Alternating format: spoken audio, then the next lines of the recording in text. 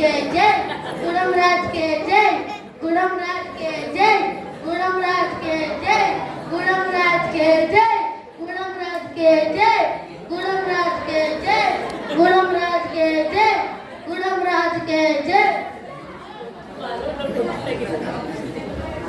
ఏరా నేను విన్నది నిజమేనా?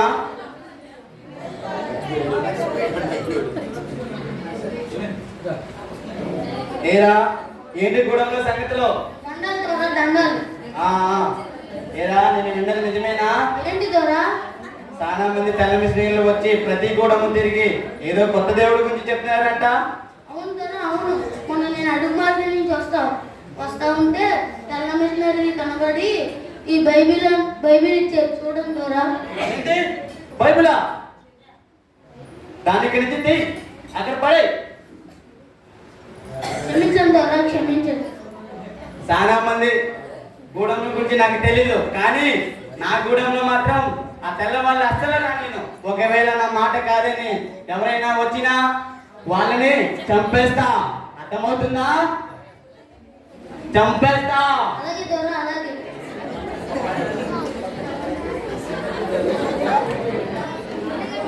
అమ్మలారా, అక్కలారా, పెద్దలారా, అన్నలారా, ఇది గూడెం ధర ఆన.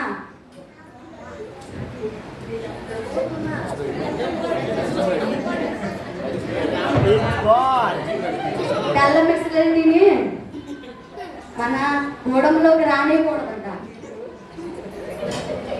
వారు కనిపిస్తే వారితో మాట్లాడకూడదంట. ఎవరైనా వారితో మాట్లాడారనుకో వారిని చంపేస్తారంటో.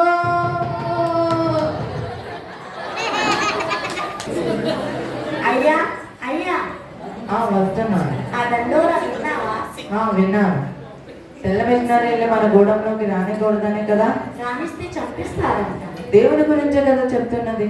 నమ్మాలనిపిస్తే నమ్ముతాము, లేదంటే వెళ్ళిపోమని చెప్తాము. దీనికెందుకు జనరల్ గారు ఇంత కఠినమైన నిర్ణయం తీసుకున్నారో నాకు అర్థం కావట్లేదు. ఏమో అయ్యా, నీకు పొలంలో కొంచెం పనుంది కదా, నువ్వు అది చూసుకో. నేను ఇంట్లో పని చేసుకుంటాను. సరే, వెళ్తున్నాను.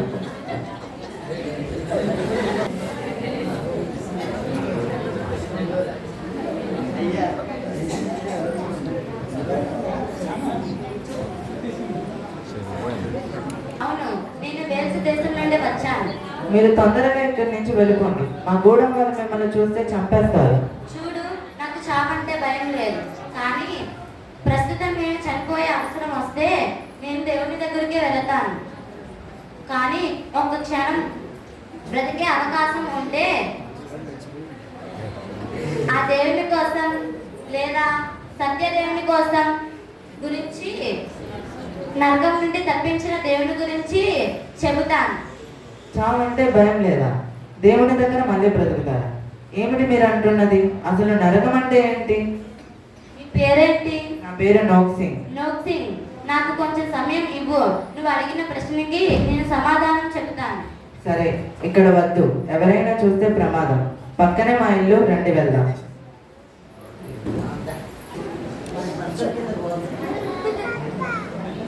పిల్లలు, అమ్మని తీసుకొని రండి.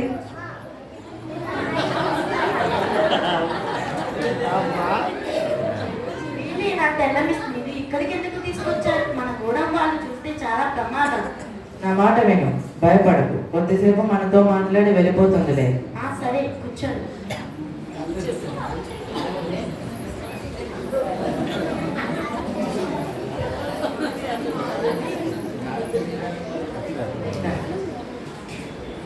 సరే అయితే ఇప్పుడు చెప్పండి. మాకు చావు అంటే ఎంతో భయం, కానీ మీరు చనిపోయినా కూడా దేవుని దగ్గర బ్రతుకుతాము అంటున్నారు. ఏంటది? భూమి మీద బ్రతుకుతున్నది బ్రతుకు కాదు. నీవు చనిపోయాక కూడా మరొక జీవితం నీకుంది. నువ్వు ఇక్కడ చేస్తున్న పనుల బట్టి అక్కడ నిర్ణయం ఉంది. అంటే పరలోకం నరకం అని. పరలోకం నరకమా? అసలు పరలోకం నరకం అంటే ఏంటి? నాక్సింగ్, పరలోకం అంటే అక్కడ ఆనందం సంతోషం ఉంటుంది. నరకం అంటే అమ్మో అది చాలా భయం. అక్కడ ఎప్పుడు అగ్గి ఏడుపులు ఉంటుంది. నరకం నుండి తప్పించబడాలంటే యేసుక్రీస్తుని అనుసరించాలి. యేసుక్రీస్తుని ఎందుకు ఆశ్రయించాలి? మా దేవుడు లేరా? మా సూర్యదేవుడు, మా అడవి తల్లి మమ్మల్ని నరకం నుండి కాపాడరా? లేదు, వారు మిమ్మల్ని రక్షించలేరు. ఎందుకంటే మీకోసం ప్రాణాలు అర్పించింది వారు కాదు, యేసుక్రీస్తు ప్రభువారు మాత్రమే. నీకోసం నా కోసం ప్రాణాలు అర్పించింది. యేసుక్రీస్తు సిలువలో ప్రాణాలు అర్పిస్తే మా పాపాలు ఎలా పోతాయి? నోక్సింగ్, నీకు అర్థమయ్యేటట్టు చెప్తాను, విను. ఒక ఊరిలో న్యాయాధిపతి ఉండేవాడు. ఆ న్యాయాధిపతికి ఒక కుమారుడు. ఆ కుమారుడు తండ్రి ఇచ్చిన ఆస్తిని విచ్చలవిడిగా ఖర్చు పెట్టాడు. ఒకరోజు కుమారుడు వేరే వాళ్ళతో గొడవ పడి భయంకరంగా కొట్టాడు. దానితో వారు వెళ్లి న్యాయస్థలానికి ఫిర్యాదు చేశారు. మరుసటి రోజు న్యాయాధిపతి బాగా ఆలోచించి తన కుమారుని 40 కొరడా దెబ్బలతో శిక్షించమని సేనాధిపతితో చెప్పాడు. సేనాధిపతి శిక్షించడానికి తీసుకువెళుతుండగా తండ్రి వచ్చి, వద్దు, నా కుమారుని శిక్షించవద్దు, నా కుమారుని బదులు నన్ను శిక్షించండి అనేసి తండ్రి అన్నాడు. అలాగే యేసుక్రీస్తు ప్రభువారు కూడా మన కోసం ప్రాణాలు అర్పించారు. మీరు చెప్పింది మాకు కొద్దిగా అర్థమైంది, కానీ ఒకటి మాత్రం నిజమమ్మా, మేము చాలా చెడ్డవారం, మేము పాపము చేస్తాం. మరి చెప్పు నోక్సింగ్. మేము చాలా చెడ్డవారు, మేము మనుషుల్ని, అంటే మా తెగ కాని వారిని మా చేతులతో బెల్లెలతో పొడిచి చంపాం. అయినా కూడా ఈ దేవుడు మమ్మల్ని క్షమిస్తాడా? తప్పకుండా క్షమిస్తాడు. నీవు ఆయన ఎదుట మోకాలు వేసి ప్రార్థన చేసి క్షమించమని అడిగితే తప్పకుండా క్షమిస్తాడు. రండి, ప్రార్థన చేసుకుందాం.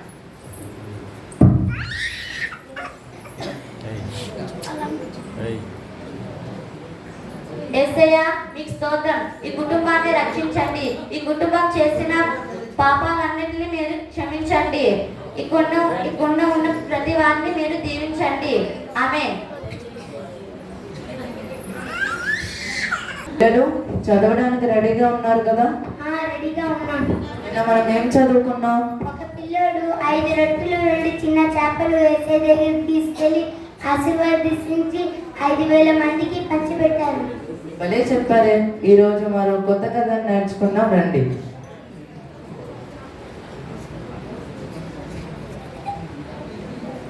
అబ్బా నోక్సి, అంత పిచ్చి పెళ్లి చేసావు, ఆగు, ఇది మా దొరకి చెప్తాను.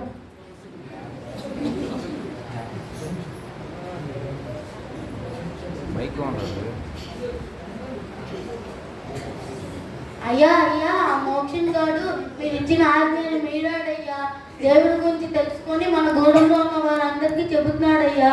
ఏంటి, నువ్వు చెప్పింది నిజమా? అంత పని చేశాడా వాడు? వాని నమ్మి గూడెంకి దూరం చేద్దాం అనుకుంటే వాడు అంత పని చేశాడా? రేపే దండోరా వేయించండి. ముఖ్యంగా ఆ మోక్ష గారికి చెప్పండి, ఆ దేవుడు వాడంతటా వాడు ఆ దేవుడిని విడిచిపెట్టకపోతే నా చేతిలో చనిపోతాడని చెప్పండి.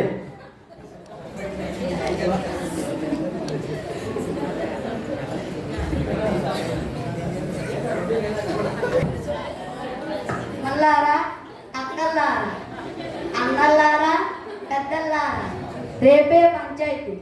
మీరందరూ రావాల్సిందిగా కోరుతున్నాం. ముఖ్యంగా మోహన్ గారు రావాల్సిందిగా కోరుతున్నాం.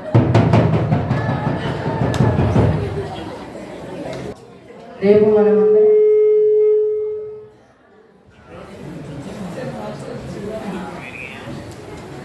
దండోరా విన్నారు కదా? రేపు మనందరం వాళ్ళందరి ముందు నిలవబడాలి. వారు మనల్ని ఏమైనా చేయవచ్చు. బైబిల్లో స్టెఫెన్ గురించి, శిష్యుల గురించి చదువుకున్నాం కదా. వారి ప్రాణాలు తీస్తామని బెదిరించినా సరే వారు యేసుక్రీస్తుని విడిచిపెట్టలేదు. అలాగే మన ప్రాణాలు తీస్తారని బెదిరించినా మనం కూడా క్రీస్తుని విడవమని చెప్పాలి. ఒకటి మాత్రం గుర్తుపెట్టుకోండి, వారు మనల్ని ఏం చేసినా మనం వారిని క్షమించాలి. ఎందుకంటే మనం పరలోక రాజ్యానికి వెళ్ళడానికి సిద్ధంగా ఉన్నాం. కానీ వారికి దేవుని అంటే తెలియదు. వారు రక్షణ కొరకు మనం ప్రభువుని వేడుకుందాం. పిల్లలు, యేసయ్యను చూడడం మీకు ఇష్టమే కదా? సరే, రేపు ఒక్కడ మీకు భయం వేసినా ఒకటి మాత్రం గుర్తుపెట్టుకోండి, మనం యేసయ్య దగ్గరికి వెళ్తున్నాం.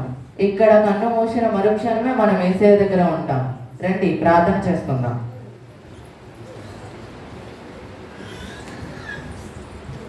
ప్రభువా, మా కుటుంబాన్ని దీవించండి. రేపు ఆ పంచాయతీ దగ్గర ఏం జరగబోతుందో మాకు తెలియదు. తండ్రి అలానే మా గూడెం పేరును దర్శించండి. మా గూడెం వారిలో ఉన్న ప్రతి ఒక్కరికి రక్షణ భాగ్యం కలిగించమని ప్రార్థన చేస్తున్నాను. ఆమేన్.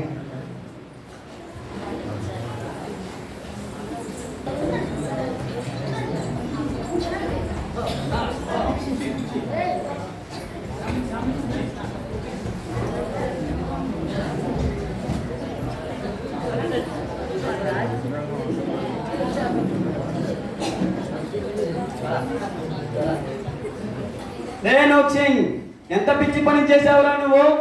నిన్ను నమ్మి ఈ గూడానికి దొర చేద్దామంటే ఎంత పని చేసావురా నువ్వు? మన జాతినే నాశనం చేసావు. ఈ సూర్యదేవుడికి, ఈ అడవి తల్లికి ద్రోహం చేశారు మీరంతా. కాదు, వాళ్ళు నిజమైన దేవుళ్ళు కాదు. యేసుక్రీస్తు మాత్రమే నిజమైన దేవుడు. మన పాపాల కొరకు ప్రాణం పెట్టి తిరిగి లేచిన ఆయన ఒక్కడే. వాడి ముఖం మీద కొట్టండి రా. నాకే నీతులు చెప్తున్నాడు వాడు. ఎప్పుడైనా ఆ దేవుణ్ణి వదిలే, లేదనుకుంటే ఇదే నీకు ఇచ్చిన చివరి అవకాశం. లేదనుకుంటే నాలో రాక్షసుని చూస్తాం. లేదు, నేను అలా చేయలేను. యేసుక్రీస్తే నిజమైన దేవుడు.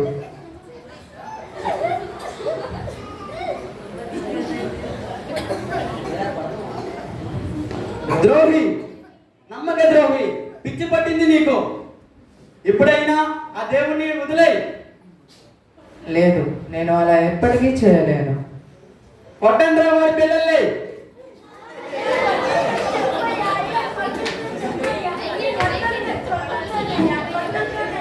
కొట్టొద్దని చెప్పయ్యా. అయ్యా కొట్టొద్దని చెప్పయ్యా. కొట్టకండి అయ్యా, కొట్టకండి అయ్యా. కొట్టొద్దని చెప్పయ్యా. అయ్యా కొట్టొద్దని చెప్పయ్యా. అయ్యా కొట్టకండి అయ్యా. అయ్యా కొట్టకండి అయ్యా. అయ్యా కొట్టొద్దని చెప్పయ్యా. చంపేయండి రా వాడి పిల్లల్ని. చెప్పయ్యా. అయ్యా నా పిల్లలు, అయ్యా నా పిల్లలు, అయ్యా కొట్టొద్దని చెప్పయ్యా. అయ్యా నా పిల్లలు.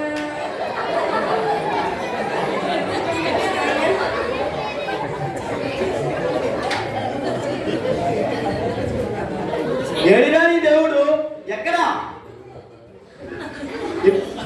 ఎప్పుడైనా ఆ దేవుణ్ణి వదిలే, లేదనుకుంటే నీ భార్యను కూడా చంపేస్తా. లేదు, నేను చనిపోయినా సరే నేను ఆ దేవుని విడిచిపెట్టను. చంపేయండి వాడి భార్యని కూడా.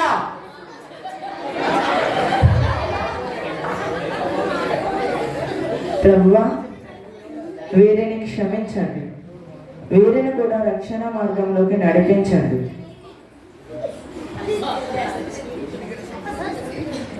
క్షమాపణ అది నాక? రే నోచే, నీ దేవుడికి రే నోచే, ఈ గూడానికి నేను రాజుని. రే నోచే, ఈ గూడానికి నేను రాజును. నేను తెలుసుకుంటే మీ అందరికీ క్షమాభిక్ష పట్టిస్తా. అలాంటిది నీ దేవుణ్ణి నన్ను క్షమించమని అడుగుతున్నావా? నీ ప్రాణాన్ని కాపాడమని అడిగిరా నీ దేవుణ్ణి. దేవుడు మిమ్మల్ని కూడా క్షమిస్తాడు. మీరు ఎప్పుడైతే ఆయన్ని మీ హృదయపూర్వకముగా అంగీకరిస్తారు, అపాయకరమైన అగ్నిగుండం నుంచి మీరు తప్పించబడతారు. క్షమిస్తాడా? అగ్నిగుండమా? ఏంటిది? మీరు నాలో ఉన్న విశ్వాసాన్ని ఎప్పటికీ కూల్చివేయరు. అలాగే నా యేసయ్య మీద ఉన్న నమ్మకాన్ని కూడా నేను ఎప్పటికీ విడిచిపెట్టను.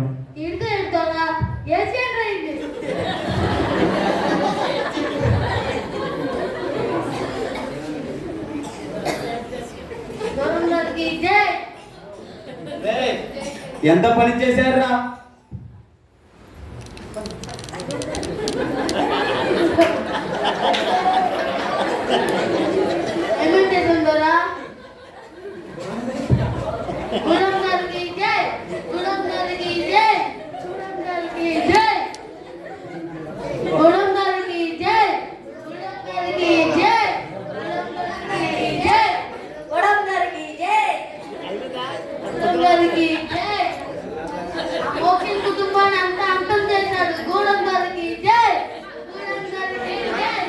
లేదురా, ప్రాణాలు పోతున్నా కూడా వాడు ఆ దేవుణ్ణి విడిచిపెట్టలేదు. ఆ దేవుడిలో ఏదో ఉందిరా.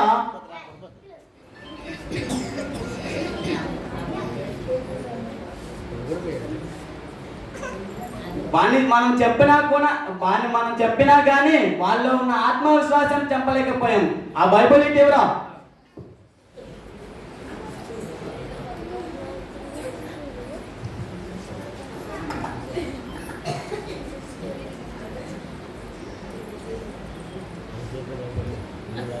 గోధుమ గింజ భూమిలో పడి చావకుండా ఎడల అది ఒంటిగానే ఉండును, అది చచ్చిన ఎడల విస్తారంగా ఫలించును. ఈ వాక్యం నెరవేర్పు వీరు